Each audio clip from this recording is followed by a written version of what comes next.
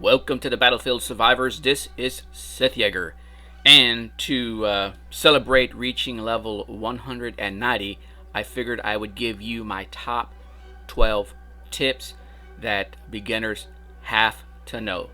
So before we get started, I do want to mention that if I get any additional tips, I will be putting them in the description below, and hopefully these tips are going to help answer some of the questions that I hear most players asking, which is, how do I get better at playing Crossout Mobile?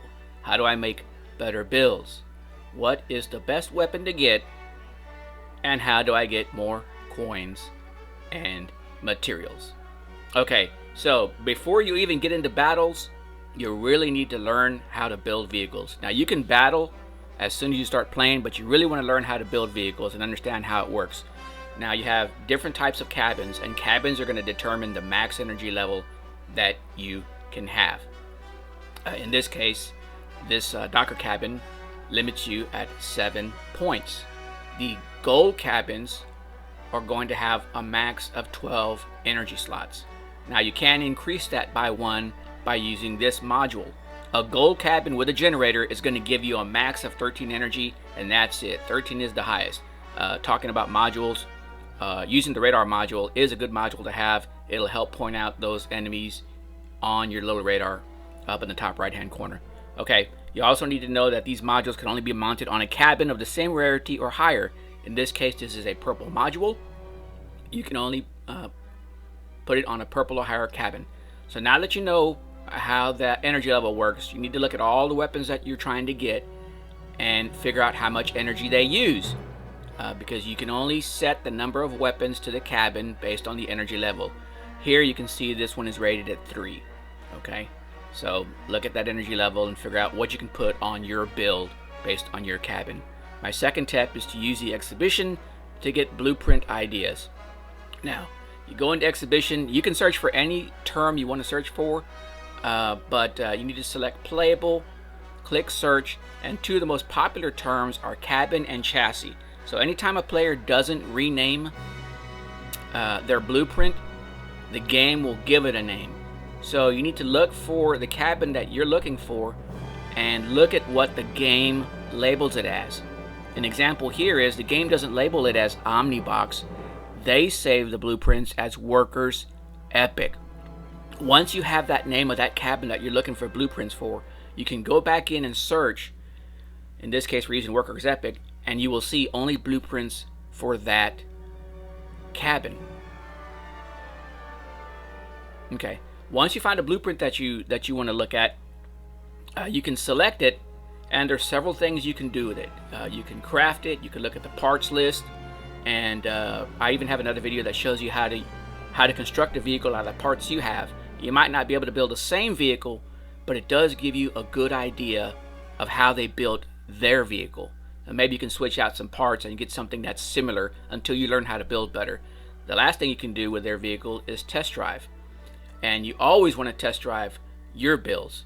We're going to switch to one of my builds here, and you'll notice that as soon as we come out of the cargo plane, you do see the exact vehicle that you are test driving as soon as you come out. And right here we're testing out the turning radius of the vehicle. You want to make sure you can control it good, and there is something you can do if you find that your vehicle is kind of hard to control.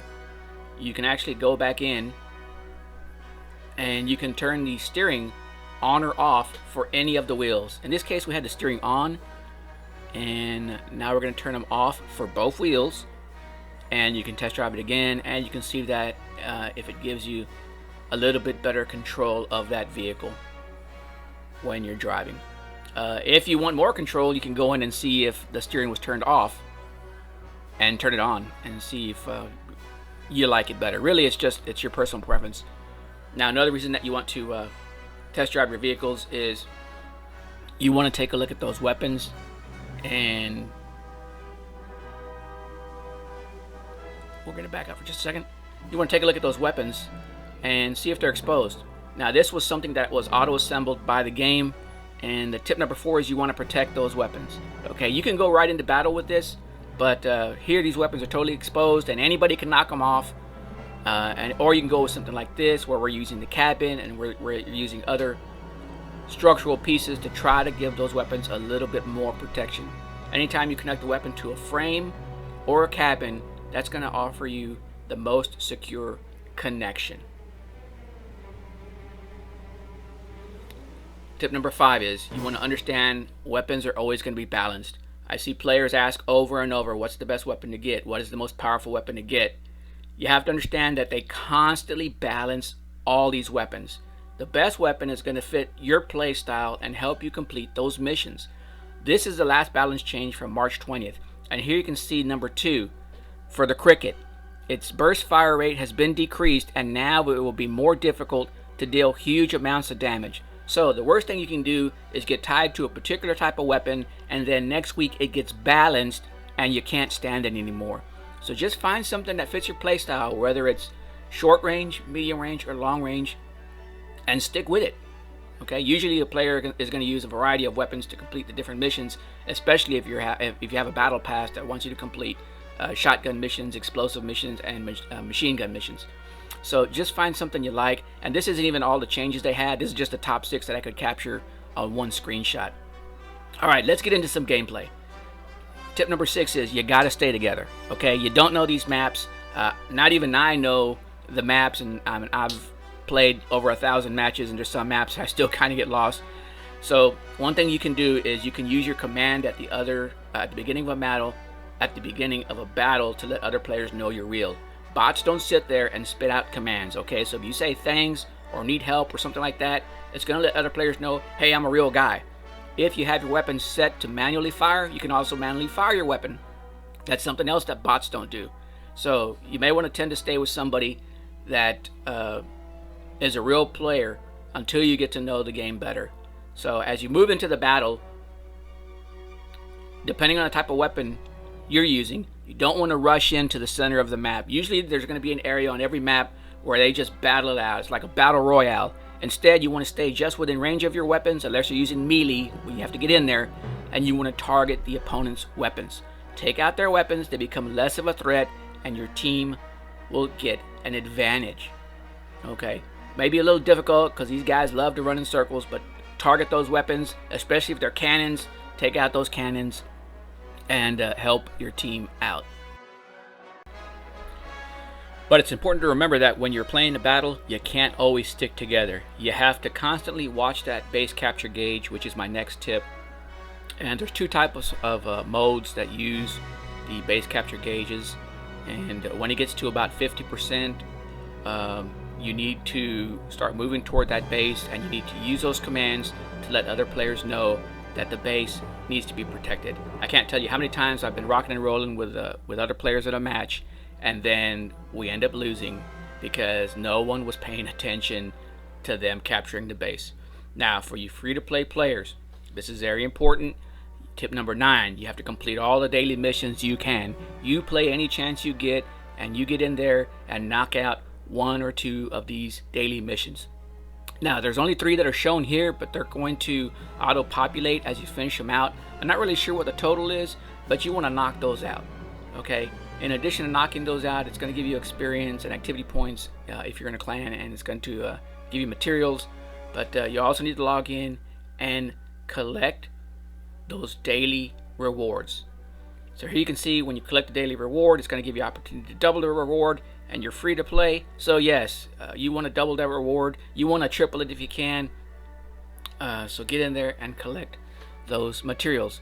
Now you need to collect enough materials, and you need to start grinding, because eventually you want to have a vehicle that's going to put you at the 7800 power level. That's going to unlock the PVP 7800 power battle mode, which is going to give you more talers than the 6800 power mode for PvP.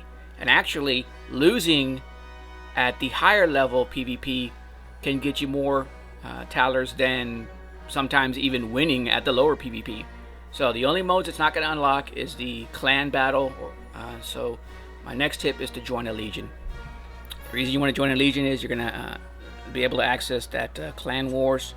And in addition, you're going to get blueprints, frames, avatars, and those taunts you see when somebody kills you. That's how they get those, from containers. Now, whether or not you join a clan, you definitely want to make friends. There's 2 ways to make friends in the game. The easiest way is after a battle, you can click on somebody's name and you can add them as your friend, and you can invite them to group play after that. Once they're your friend, you just click on their name and you hit invite to group play. The second way, which is a little bit harder, you have to remember what their name is to use the plus icon by your profile avatar. You click on that icon and it'll ask you the name of the individual that you want to add as a friend. So you have to remember the name exactly, and then you can add them as your friend. Okay, my final tip is to use outside resources. Now you guys are watching this video, so you're off to a great start. There's other videos that are out there. I encourage you to watch as many videos as you can. You also need to join the Facebook official and player community pages. They also have an official or unofficial Reddit, and they have Discord. So you're going to see all those links in the description below, and you're going to see additional tips that players are giving me that they're thinking I should have included in this video in the description below. So please check it out and come back often. Guys, I hope you've enjoyed this video. Let me know if there's something that I missed. Let me know if there's something that I see, and I hope to see you on the battlefield. This is SithJaeger, and I'm out.